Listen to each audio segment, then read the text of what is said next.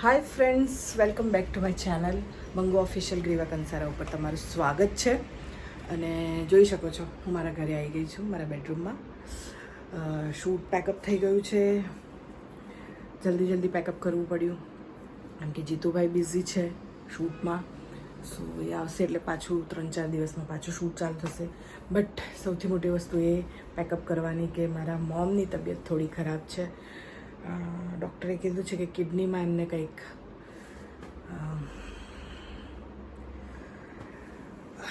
Kidney એમની કંઈક damage થાય છે.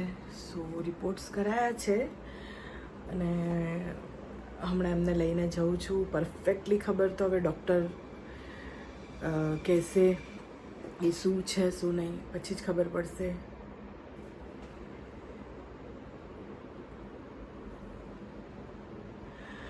ઇમોશનલ એટલે થઈ રહી છું કે કેમ કે હવે મમ્મી સિવાય આ દુનિયામાં મારું કોઈ જ નથી. મારો ભાઈ છે પણ એ કેનેડા રહે છે. તો હવે જે છે એ મારા મોમ છે, તો એમની કેર કરવી મારી જિમ્મેદારી છે. કેમ કે હું મારા પપ્પાને તો ના બચાવી શકી, પણ એટલીસ્ટ હું મારા મોમને કેર કરી શકું. એટલીસ્ટ મારો ભાઈ આવે ત્યાં સુધી હું એનું ધ્યાન રાખી શકું. મારા મમ્મી આવ્યા છે.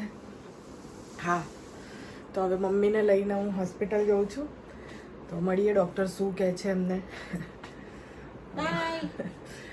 તો મળીએ હોસ્પિટલમાં કે ડૉક્ટર એમના રિપોર્ટ્સ જોઈને શું કહે. નાક ક્યાં ખંજવાળે તું વિડીયોમાં? નાક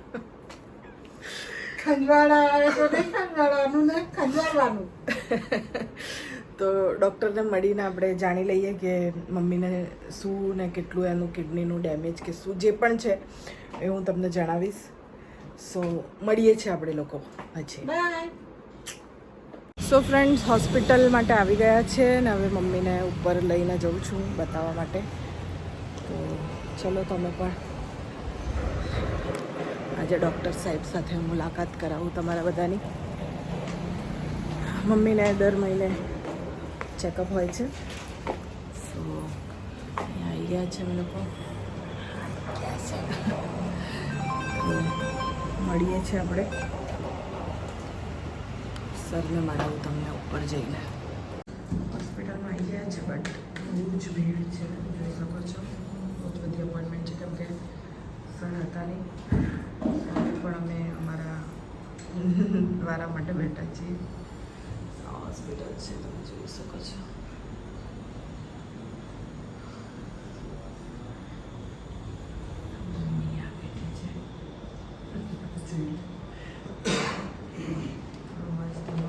હોસ્પિટલ છે તો બસ અમારો નંબર આવે એટલે હું તમને ડૉક્ટર સાહેબને મળાવું છું. ના ના ના ના સર, ખાલી મમ્મીને તમે કહી દો કે નોર્મલ છે કે શું છે. બસ મમ્મીનો કિડની પર થોડી અસર છે જી, એટલે મમ્મીએ થોડી કાળજી રાખવાની ખાસ જરૂર છે. જો આ બાયકાર્બોનેટ ઓછું આવ્યું છે. મમ્મીને કહું છું કે થોડું દારૂ બારૂ ઓછું કરી નાખો. નમક બમક ઓછું ખાવાનું રાખો. હા, મીઠું બહુ જ ખાય છે સર. અને પ્રોટીન બી ઓછું કરો થોડું. કઠોળ પ્રોટીન એટલે કઠોળ ને એવું નહીં ખાવાનું વધારે. હવે આ એક ગોળી હું લખી આપું છું હમણાં, એ ચાલુ કરો કિડની માટેની. બાયકાર્બોનેટ. તો ડૉક્ટર પાસે જઈને આવી ગયા છે અને હવે અમે લોકો દવા લેવા આવ્યા છે. ખુશખબરી એ છે કે વધારે મમ્મીને ડેમેજ નથી, કિડની નોર્મલ છે. થોડુંક ધ્યાન રાખવાનું કીધું છે. ધ્યાન રાખી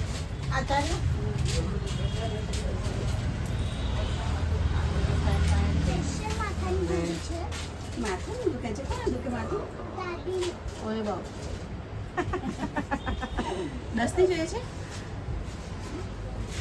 દાદી માટે દવા લેવા આવી છે. બોલાવજો. હા આગળ સ્કૂલે જઈને આવી. હવે તારો જ મોબાઈલ? મારો જ. અચ્છા, મમ્મીનો. તો મમ્મી કિડની રિપેર છે તારી, બસ દારૂ ઓછું પીવાનું કીધું છે. હા ઓછું પીવું છે.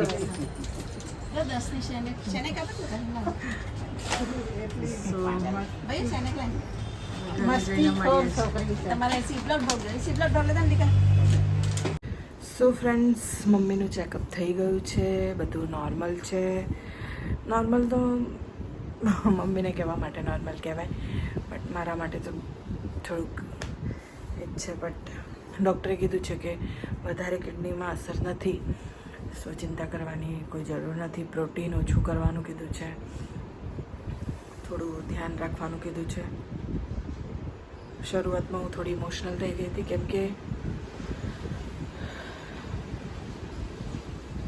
મારા લીધે જ કદાચ પપ્પા નથી, એ વાતનો હજી મને ગિલ્ટ છે. કેમ કે